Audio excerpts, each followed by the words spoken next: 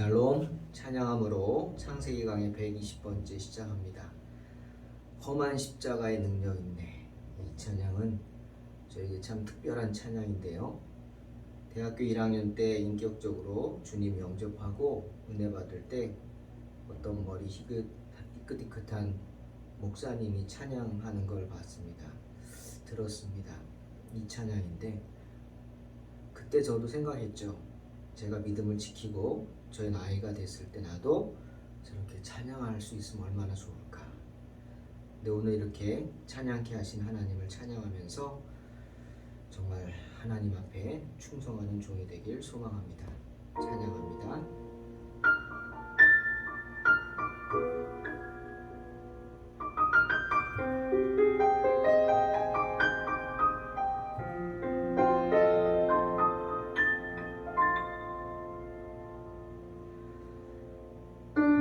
목적도 없이 나는 방황했네. 소망도 없이 살았네.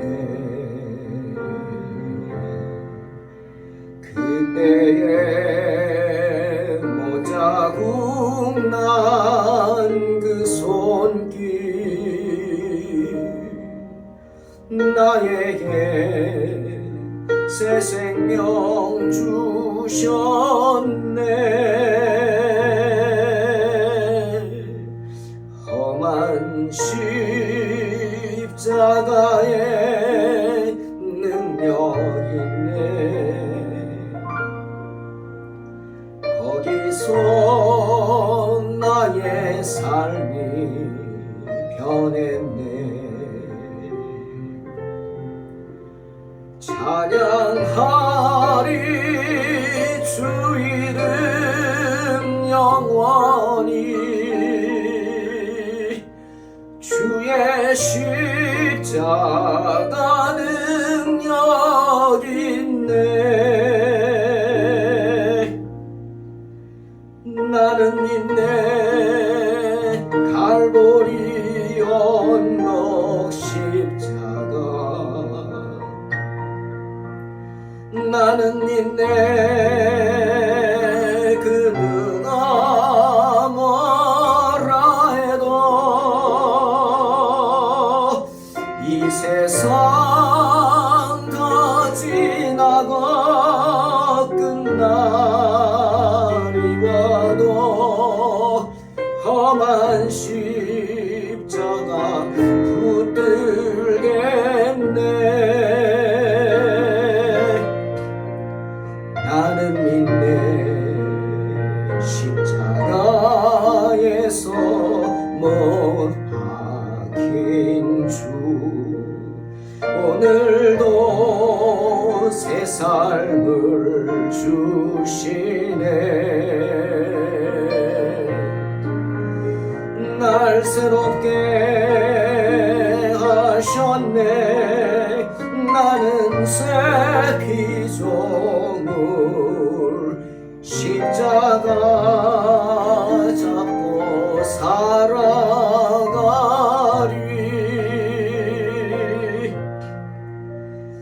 나는 믿네. 갈보리 언덕 십자가. 나는 믿네. 그 누가 뭐라 해도 이 세상 다 지나고 끝날이 와도 험한 십자가 붙들겠네.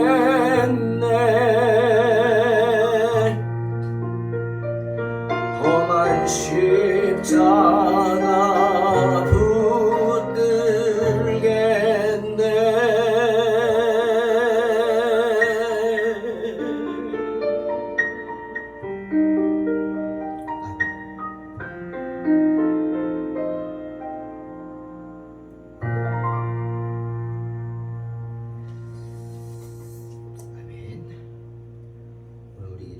말씀은 창세기 26장 12절로 25절입니다.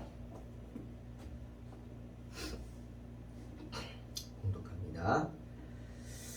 이삭이 그 땅에서 농사하여 그 해에 100배나 얻었고 여호와께서 복을 주심으로 그 사람이 창대하고 왕성하여 마침내 거부가 되어 양과 소가 떼를 이루고 종이 심이 많으므로 블레셋 사람이 그를 시기하여 그 아버지 아브라함 때에 그 아버지의 종들이 판 우물을 막고 흙으로 메웠더라. 아비멜렉이 이삭에게 이르되 내가 우리보다 크게 강성한즉 우리를 떠나라.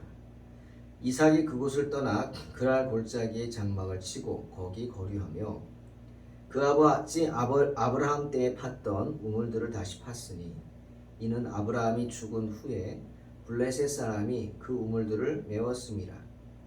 이삭이 그 우물들의 이름을 그의 아버지가 부르던 이름으로 불렀더라. 이삭의 종들이 골짜기를 파서 샘 근원을 얻었더니 그날 목자들이 이삭의 목자와 다투어 이르되 이 물은 우리 것이라 하매 이삭이 그 다툼으로 말미암아 그 우물 이름을 에색이라 하였으며 또 다른 우물을 팠더니 그들이 또 다툼으로 그 이름을 신나라 하였으며 이삭이 거기서 옮겨 다른 우물을 팠더니 그들이 다투지 아니하였으므로 그 이름을 르호봇이라 하여 이르되 이제는 여호와께서 우리를 위하여 넓게 하셨으니 이 땅에서 우리가 번성하리로다 하였더라. 이삭이 거기서부터 브엘세바로 올라갔더니 그 밤에 여호와께서 그에게 나타나 이르시되 나는 내 아버지 아브라함의 하나님이니 두려워하지 말라. 내 종 아브라함을 위하여 내가 너와 함께 있어 내게 복을 주어 내 자손이 번성하게 하리라 하신지라. 이삭이 그곳에 제단을 쌓고 여호와의 이름을 부르며 거기 장막을 쳤더니 이삭의 종들이 거기서도 우물을 팠더라. 아멘. 오늘 본문은 하나님의 종이요 약속의 자녀였던 이삭의 삶이 그의 살아오는 모습들이 어떠했는가 하는 것을 잘 보여주고 있습니다. 여러분, 성경에서 이삭은 순종의 자녀로 알려져 있습니다. 특히 모범적인 가정의 가장이다. 이렇게 우리가 일부일처제를 끝까지 지킨 그런 모범적인 가장이다. 이렇게 알고 있죠. 이삭이란 이름, 히브리어로 이츠하크라는 말인데 그 의미는 웃음입니다. 웃음. 물론 비웃음이란 뜻도 없지는 않습니다. 하지만 이삭의 이름의 의미가 비웃음이다 라고 생각해서는 안 됩니다. 창세기 18장에 자녀가 없어서 고민하던 아브라함에게 여호와가 나타나셨죠. 그리고 내가 사라를 통해 아들을 낳을 것이다 말씀하셨습니다. 하지만 장막 뒤에서 그 말씀을 들은 사라가 내가 늙었는데 또 내 주인도 늙었는데 보통 늙은 게 아니죠. 많이 늙었죠. 내게 무슨 즐거움이 있으랴. 속으로 웃습니다. 말도 안 되는 소리라 라는 거죠. 주님 말씀을 듣고 비웃었습니다. 그 모습을 본 여호와가 아브라함에게 사라가 왜 웃느냐? 내가 늙어서 어떻게 아들을 낳느냐 하느냐? 여호와께 능치 못한 일이 있느냐? 기한이 이를 때 내가 내게로 돌아오르니 사라에게 아들이 있으리라 말씀하셨습니다. 이 말씀을 보고 이삭의 이름의 의미, 웃음이 사라의 불신을 뜻하는 비웃음이다. 여러분 생각하십니까? 아닙니다. 왜? 이삭이란 이름은 이 사건 전에 지어졌습니다. 지금 이 사건이 사라가 웃는 게 창세기 18장 12절이죠. 근데 하나님께서 아브라함이 낳을 아이의 이름을 이삭이라 하신 것은 사라가 비웃은 그 전인 창세기 17장입니다. 하나님은 아브라함에게 아내 이름을 바꾸라고 하죠. 사레는 한 아이의 어미입니다. 정말 한 아이의 어미가 되고 싶어서 소망이 많았겠죠. 그런데 그 이름을 사라로 바꾸라고 합니다. 사레는 단수고 사라는 복수입니다. 많은 이의 어미죠. 창세기 17장 16절에 내가 그에게 복을 주어 그가 내게 아들을 낳아주게 하며 내가 그에게 복을 주어 그를 여러 민족의 어머니가 되게 하리니 민족의 여러 왕이 그에게서 나리라 축복하십니다. 그러자 그 말씀을 들은 아브라함이 웃습니다. 17장 17절 아브라함이 엎드려 웃으며 마음속으로 이르되 100세 된 사람이 어찌 자식을 낳을까? 사라는 90세니 어찌 출산하리요? 라고 기록되어 있고요. 웃습니다. 하지만 이 웃음이 비웃음이 아닙니다. 여러분, 이 웃음은 기쁨의 웃음입니다. 만족한다는 거죠. 그 다음 보면은 하나님, 이스마엘이나 하나님 앞에 잘 살기 원합니다. 비웃는 것 같죠? 아닙니다.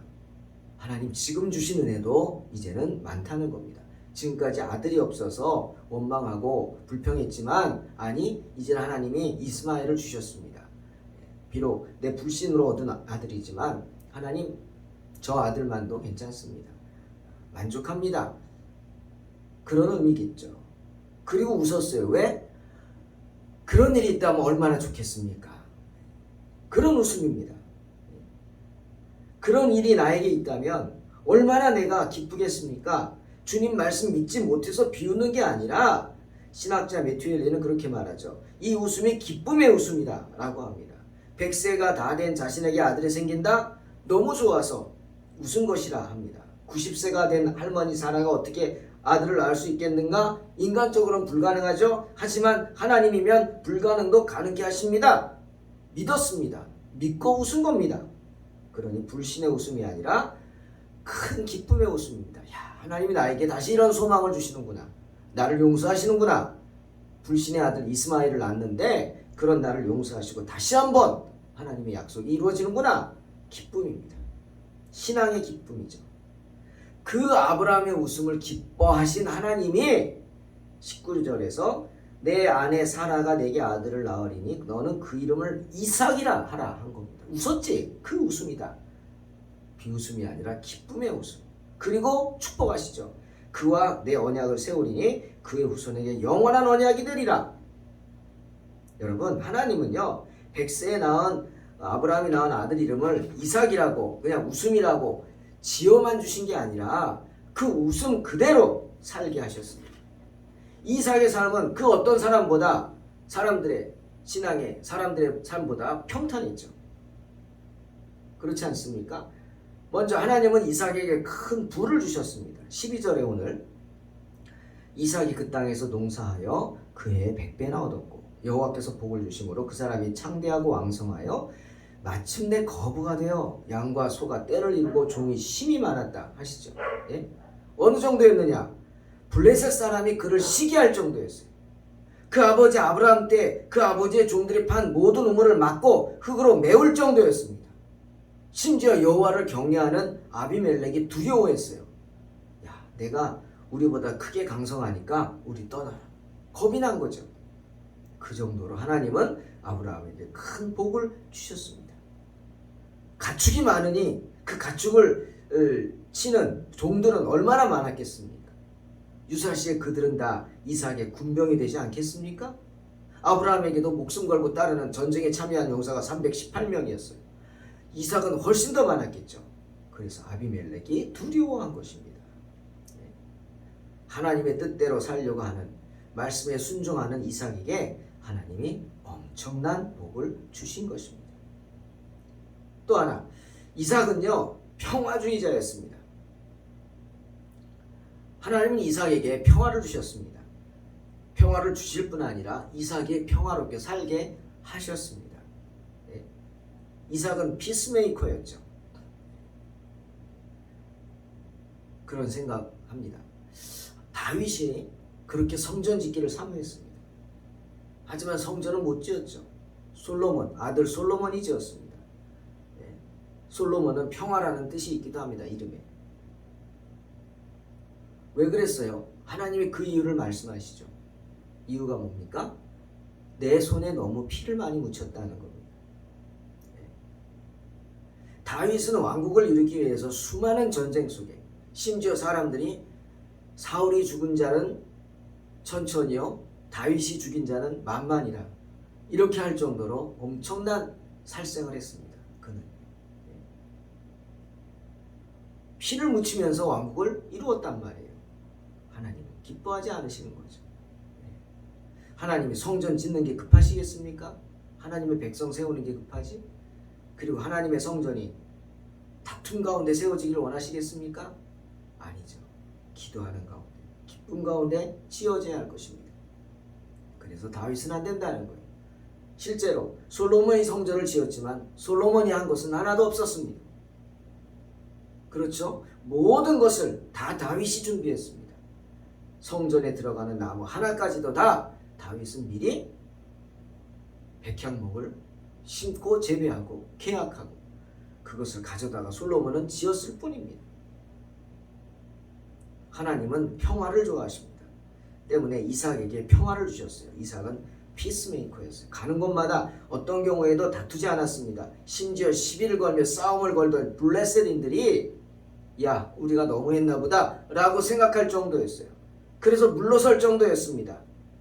여러분, 우물은 큰 자산이죠. 광야, 이런 이스라엘 같은 곳에서, 물이 귀한 곳에서 생명의 근원인 물이 나온다, 솟는다, 샘솟는다, 정말 축복이죠. 또 가축들을 살리려면 우물이 꼭 필요하지 않겠습니까? 때문에 아브라함이 가는 곳마다 우물을 판 것입니다. 그렇다고 뭐 우리나라는 여기 뚫어도 물 나오고 저기 뚫어도 물 나오지만 이스라엘이라는 나라가 그렇습니까? 아니죠. 우물 하나 팔려면 얼마나 힘이 듭니까? 정말 하나님이 축복하지 않고는 우물이 샘솟을 수 없습니다. 이삭도 마찬가지였습니다. 이삭도 가는 곳마다 우물을 팠습니다. 하지만 아비 우물을 찾아가면 시기한 블레셋인들이 아비가 판 우물을 다 메워버렸습니다. 그리고 이삭이 우물을 파면 쫓아와서 시비를 걸고 빼앗았습니다. 그러면 이삭은 힘이 있음에도 불구하고 제대로 대항 한번 하지 않고 순순히 내줍니다. 우물 파는 일이 쉽지 않은데 이삭이 파면 와서 빼앗고 이삭이 와서 파면 또 빼앗고 하지만 결코 이삭은 다투지 않았습니다. 힘이 없어서? 아닙니다. 양보한 거죠. 2번이나 빼앗겼죠. 또 팠습니다. 아마 이번에도 와서 시비를 걸고 빼앗으려고 그러면은 아마 내줬을 겁니다. 그리고 다른 곳으로 갔겠죠. 그럼 하나님이 축복하셔서 또 우물을 팠겠죠. 그런데 3번째는 찾아오지 않습니다. 블레셋인들도 이삭을 평가한 거죠. 야, 참 대단한 사람이다. 인상 한번 찡그리지도 않네. 야, 우리가 너무한 거 아니냐? 2개나 빼앗았는데 됐다. 아마 이런 거 아니겠습니까? 그런 블레셋 사람까지도 감동시킨 거 아닐까요? 그래서 이삭은 이번에는 다툼이 없자 그곳 이름을 르호봇이라고 했습니다. 넓다는 뜻이죠. 이제는 하나님께서 우리 앞길을 활짝 열어주셔서 이제부터는 이 땅에서 번성할 것이다. 하나님 찬양한 겁니다. 사랑하는 성도 여러분, 세상 사람들은요, 성도들이 하나님께 복 받는 것 보고 시기하고 질투합니다. 그렇지 않아요? 사람들 보세요. 죄짓기를 밥 먹듯 하면서 자기들은 그러면서 성도들이 조금만 실수하면 예수 믿는 사람이 어쩌고 저쩌고 하면서 큰 잣대를 들이대고 뭐라 합니다. 우물에서 물을 먹여야 할 가축들도 없어요. 블레셋 사람들은. 그런데 우물을 메워버리는 거 보십시오. 시기한 거죠. 악한 사람들은 다른 사람들이 잘 되는 것 보면 그들이 잘 되기 때문에 내가 나빠진다고 생각하는 거 아닌가요? 그래서 시기하고 질투하는 겁니다. 뿌린 대로 거둡니다, 여러분.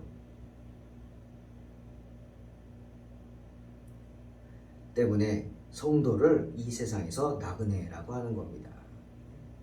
참 기가 막혀서 비상식적인 행동을 하는 사람들 보면 나도 달려들어서 싸우고 싶을 때가 한두 번이 아니시죠.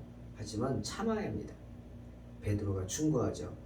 베드로전서 2장 11절 사랑하는 자들아 나그네와 행인 같은 너희를 권하노니 영혼을 거슬려 싸우는 육체의 정욕을 제어하라. 주님 분명히 말씀하십니다. 원수 갚는 것이 내게 있다. 내가 갚으리라. 오늘 우리는 이삭의 모습을 보면서 세상에 대처하는 자세를 배워야 합니다. 트러블 메이커가 아니라 피스메이커가 되어야겠죠. 화평케 하는 자가 되어야 합니다. 주님도 축복하셨어요. 마태복음 5장 9절에 화평케 하는 자는 복이 있나니 그들이 하나님의 아들이라 일컬음을 받을 것이라 하십니다. 이삭처럼 화평케 하는 자를 주님은 하나님의 아들이라 인정하시는 겁니다. 야고보도 말하죠. 3장 18절. 화평케 하는 자들은 화평으로 심어 의의 열매를 거두느니라. 그렇게 빼앗기는데도 낙심하지 않고 다시 우물을 파는 이삭을 보십시오. 그런 이삭에게 하나님이 나타나지 않습니까? 그리고 축복하십니다. 나는 내 아버지 아브라함의 하나님이니 두려워하지 말라. 내 종 아브라함을 위하여 내가 너와 함께 있어 내게 복을 주어 내 자손이 번성하게 하리라. 믿으시기 바랍니다. 화평케 하는 자는 화평으로 심어 의의 열매를 거두느니라. 화평케 하는 자는 복이 있나니 그들이 하나님의 아들이라 일컬음을 받으리라. 언제나 화평케 하는 자가 되어 이런 축복 받으시기를 주의 이름으로 축원합니다. 아멘. 기도하겠습니다. 하나님 감사합니다. 오늘도 주님 함께 하셔서 우리에게 귀한 말씀 주셨습니다. 이삭을 보면서 생각합니다. 화평케 하는 자는 복이 있나니. 정말 하나님 말씀대로 화평케 하는 피스메이커의 삶을 살게 하시고 내 주변에 사람들이 흩어지는 게 아니라 나를 중심으로 모여서 함께 기뻐하며 또 복음의 말씀을 듣는 그렇게 살아가는 우리 복된 성도들 되게 하여 주시옵소서. 예수님의 이름으로 기도하옵나이다. 아멘. 믿음으로 승리하시기 바랍니다.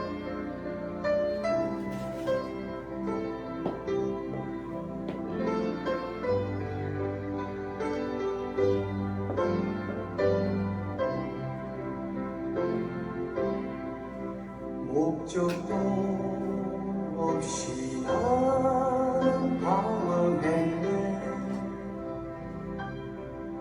소망도 없이 살았네. 그때에 못자른 그 손길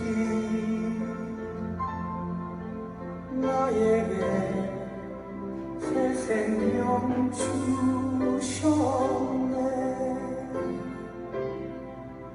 험한 십자가에 능력 있네. 거기서 나의 삶이 변했네. 찬양하리 주 이름 영원히. 주의 십자가 능력 있네. 나는 믿네. 갈보리 언덕 십자가. 나는 믿네. 그 누가 뭐라 해도 이 세상 다 지나고 끝날이 와도 험한 십자가 붙들겠네. 나는 믿네. 십자가에서 못 박힌 주 오늘도 새 삶을 주시네. 날 새롭게 하셨네. 나는 새 피조물 십자가